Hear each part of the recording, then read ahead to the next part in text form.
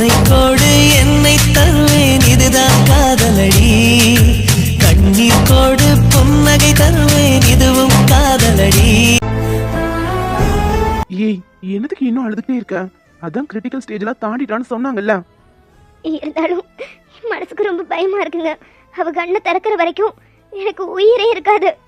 அங்கேயும் இங்கேயும் தொல்லை தெரிஞ்சுக்கிட்டு ஓடிட்டு இருந்த பொண்ணு இப்படி கிடக்கிறத பார்த்துட்டு என்னால நிம்மதியா இருக்க முடியலங்க. எனக்கும் கஷ்டமா தான் இருக்குது. ஆனா அதுக்கு இப்ப என்ன பண்ண முடியும்? உங்க கூட தானே அவளும் வந்திருக்கா. கொஞ்சம் சோதனமா பார்த்துட்டு இருந்திருக்கலாம்ல. இப்படி விட்டுட்டீங்களே. ஏர்போர்ட்டுக்குள்ள கார்த்திக் கிட்ட நின்னு பேசிக்கிட்டு இருந்தேன். இவ இப்படி வரும்போது ஆக்சிடென்ட் ஆகும்னு நான் சத்தியமா எதிர்பார்க்கல. எதிர்பார்த்திருந்தா நான் போக விட்டுருப்பேன் சொல்ல. அதான் டாக்டர் அவளுக்கு ஒண்ணும் இல்லைன்னு சொல்லிட்டாங்களா. உயிருக்கு எந்த ஆபத்தும் இல்ல. அழுகை நிறுத்த. உயிருக்கு எந்த ஆபத்தும் இல்லைன்னு சொன்னாலும் கடந்த 5 வருஷமா நடந்தது எல்லாத்தையும் அவ மறந்துட்டான்னு டாக்டர் சொன்னாங்கல்ல. அதெல்லாம் டெம்பரவரி தாண்டி, சீக்கிரமாவே சரியாயிரும். இந்த காலத்துல இருக்கிற டெக்னாலஜிக்கு அவளை எங்க வேணாலும் கொண்டு போய் நான் சரி பண்றேன். இப்போதைக்கு அவ உயிரோட இருக்கிறது பெரிய விஷயம். விட எல்லாத்தையும் பரவ பாத்துக்கலாம். அதான் டாக்டரே சொன்னாங்கல்ல, அவ கொஞ்சம் குணமானதும் அதுக்கான ட்ரீட்மெண்ட் ஸ்டார்ட் பண்ணிடுவாங்க. நினைவு திரும்ப கண்டிப்பா வந்துடும். எனக்கு தெரிஞ்சு அவளுக்கு எந்த நினைவுகளும் திரும்ப வராமே இருக்கட்டும். ஏன்னா திரும்பவும் கார்த்திக்னு அவர் பின்னாடியே தெரியவா. அவதான் அப்புறம் கஷ்டமும் படுவா. அதுக்கு அவளுக்கு நினைவுகள் எதுவுமே வராமே இருந்துட்டு போட்டோம். அவன் நல்லா இருந்தா போதும். அவன் நல்லா இருந்தா எனக்கு அதுவே போதுங்க. இது இந்த நிலைமையில இருக்கும் போது கார்த்திக் விட்டுட்டு போனதை நினைச்சாதான் எனக்கு கஷ்டமா இருக்கு. அகாவுக்கு ஆக்சிடென்ட் ஆனது தெரிஞ்சிருந்தா நிச்சயமா அவர் கிளம்பி இருக்க மாட்டாரு. அதுவும் கரெக்ட் தான். ஆமா, கார்த்திக் ஏன் திடீர்னு இப்படி பண்றாரு? அது தெரிஞ்சா இந்நேரத்துக்கு இதை சரி பண்ணியிருந்திருக்கலாம். அதுதான் என்ன காரணம்னு தெரியலையே. ஆனா நிச்சயமா ஸ்ட்ராங்கா ஏதோ ஒரு ரீசன் இருக்கு.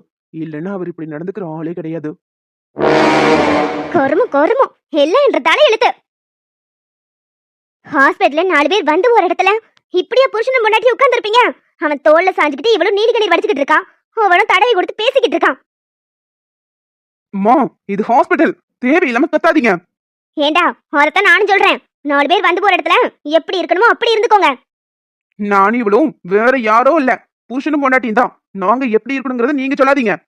ஐயோ மாமா, நீங்களும் டென்ஷன் ஆகி கத்தாதீங்க. ஏய், யாருக்கடி மாமா? அட என்னங்க நீங்க எத்தனை முறை தான் இதே கேள்வி கேப்பீங்க? உங்களுக்கு விளக்கம் சொல்லியே இங்க ஆலம் போயிடும் போல இருக்கு. சரி, மறுபடியும் சொல்றேன், நல்ல காது கொடுத்து கேட்டுக்கோங்க. அர்ஜுன் எனக்கு யாரு? என் புருஷன். என் புருஷனோட அண்ணன் எனக்கு மாமா தானே. அதனாலதான் மாமான்னு உரிமையா கூப்பிட்டேன். இப்படி கூப்பிடுறது பிடிக்கலன்னா சொல்லுங்க, நான் வேணா பெரிய மாமான்னு கூப்பிட்டுக்கிறேன். போதுமா? இங்க வாரி, சும்மா என்கிட்ட வம்பிழுக்கிற வேலை வச்சுக்காத. பேசுற நாக்க இழுத்து வச்சு நறுக்கிடுவேன். இங்க நறுக்குங்க பாப்போம், நறுக்குங்க. இங்க பாருங்க, திவ்யா கட்ட காட்டுற வேலை என்கிட்ட ஆகாது. நான் காவியா. உங்க கையை காலை முறிச்சு அடுப்புல வச்சிருவேன். ஏய், இப்படி பெரியவங்களை மறுவாதெல்லாம் பேசுற? கொஞ்சம் கூட அறிவே இல்லாம வளர்த்து வச்சிருக்காங்க உன்னை. புருஷனும் பொண்டாட்டி ஒன்னா இருக்கிறத பார்த்து வயிறு எரிஞ்சு கத்துறீங்களே. உங்க வளர்ப்பை விட என் வளர்ப்பு எவ்வளவோ பரவாயில்ல. எங்க அம்மா என்ன 100 படி மேல நல்லாதான் வளர்த்திருக்காங்க. என்னடி விட்டா ரொம்ப ஓவரா பேசுறா? டேய் அர்ஜுன், என்னடா அவ பேச பேச அவ வாயை பாத்துக்கிட்டு இருக்கா? டேய் அர்ஜுன், ஒன்னதான். அர்ஜுன், டேய். அம்மா, ஏண்டா ஒருத்தி என்ன பேச்சு பேசிக்கிட்டு நிக்கிறா? நீ பாட்டு கேட்டுட்டு நிக்கிறா? நான் கூப்பிட்டது கூட காதல் வாங்காம அவளே பாத்துக்கிட்டு இருக்க. அது ஒண்ணும் இல்லைங்க. அவனோட பொண்டாட்டி எம்பிட்டு அழகா பேசுறான்னு பார்த்து ரசிச்சுக்கிட்டு இருக்கான். நினைச்சுக்கிட்டே இருடி. நான் உயிரோட இருக்கிற வரைக்கும் நீ கண்ட கனவுல நடக்கவே நடக்காது. ஆஹா, அதையும் பாத்துறலாம். அர்ஜுன், ஒழுங்கா அவளை விட்டு விலகி இருந்துரு. அதான் உனக்கு நல்லது. சத்தியமா சொல்றேன், இவள உனக்கு நான் கல்யாணம் கட்டி வைக்கவே மாட்டேன். இப்ப இந்த பஞ்சாயத்து முக்கியம். எந்த இடத்துல எதை பேசணும்னு உங்களுக்கு தெரியவே மாட்டேங்குது. தேவையில்லாம பேசி பிரச்சனை ஆரம்பிச்சது நீங்க. அவ பேசினது எல்லாமே கரெக்ட் தான். அதனால பேசாம இருந்திருக்கேன். இவ வந்ததுல இருந்து இந்த அர்ஜுன் என்ற பேச்ச கேட்கவே மாட்டேங்கிறான். நான் கிழிச்ச கோட்டை தாண்டாத என் பையன் இப்ப மொத்தமா ஆளை மாறி நிக்கிறான். இருடி, சீக்கிரமாவே உனக்கு வைக்கிறான். அப்ப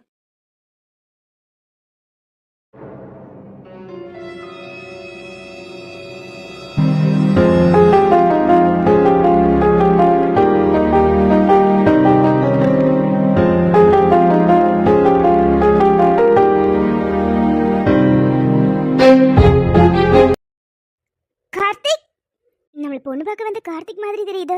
அவர் தானே ஹாஸ்பிட்டல்ல இருந்து வெளியே போறாரு? ஒருவேளை ஏதாவது ப்ராப்ளமா இருக்குமோ? அவர் இங்க என்ன பண்றாரு? வாமா கையில், உன்னை பார்த்து ரொம்ப நாள் ஆச்சு. எப்படி இருக்க? நான் நல்லா இருக்கேன் அங்கிள். நீங்க எப்படி இருக்கீங்க? எனக்கு என்னம்மா பார்த்தா தெரியல, ஆள் ரொம்ப ஸ்மார்ட்டா இருக்குல்ல? உங்களுக்கு எப்பவுமே காமெடி தான். சரி அங்கிள், எனக்காக ஒரு ஃபேவர் பண்ண முடியுமா? நம்ம தமிழ்நாட்டு பொண்ணு, நீ உனக்காக பண்ண மாட்டேனா? என்ன வேணும்னு கேளு. அது வந்து அங்கிள், இப்போ ஒருத்தர் வெளியே போனார்ல, கார்த்திக். கார்த்திகா? எந்த கார்த்திக்? அதான் அங்கிள், கொஞ்ச நேரத்துக்கு முன்னாடி ஹாஸ்பிட்டல்ல இருந்து வெளியே போனாரே. அட ஆமாமா, இப்பதான் ஞாபகத்துக்கு வருது. அந்த பையன் கூட உங்க ஊர் தான். என்னம்மா, உனக்கு தெரிஞ்ச பையனா? ரொம்ப வேண்டிய பையனோ? ஆ, அப்படிலாம் இல்லை அங்கிள், தெரிஞ்சவர் அவ்வளோதான். என்ன ஒரு தடவை பொண்ணு பார்க்க வந்தாரு, பட் அது கல்யாணம் வரைக்கும் போகல. அவர் இப்போ எதுக்காக இங்கே வந்துட்டு போறாருன்னு தெரிஞ்சுக்க தான் உங்களை பார்க்க வந்தேன். ஓ, அப்படியா?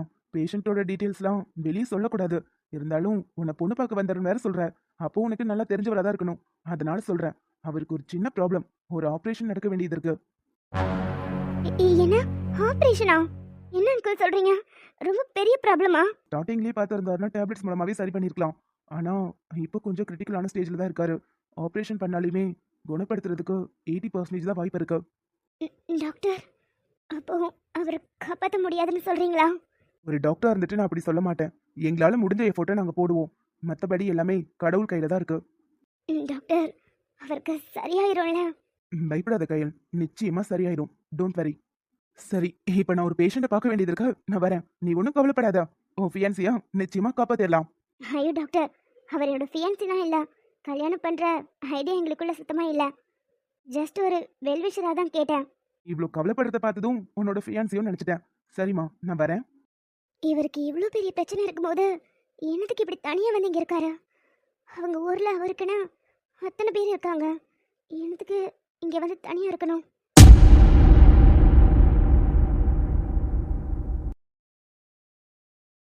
என்னங்க தைவன், இன்னமும் கண்ணை முழிக்காம இருக்கான். டாக்டர் இப்போ இவ கண்ணை முழிச்சிருவான்னு சொன்னாரு. எனக்கு ரொம்ப பயமா இருக்கத்தான். பயப்படாதடி, அதெல்லாம் கண்ணை முழிச்சிருவா. நீ முதல்ல அழாம இரு. நீ அழுகிறது அவ காதுல விலகும். டாக்டர் தான் இப்ப சொல்லியிருக்காருல, எமோஷனலா அவ ஸ்ட்ரெயின் ஆகக்கூடாது. நீ அழுகிறத பார்த்தா அவளும் அழுதுருவா. அதனால கொஞ்சம் அமைதியாயிரு. நானும் அழாம தான் இருக்கணும்னு நினைக்கிறேன். ஆனா என்னால முடியலைங்க ஆதி. மகா, மகா, எந்திரிடா. உன் அக்கா வந்திருக்கேன். கண்ணு திறந்து பாரு. மகா, மகா.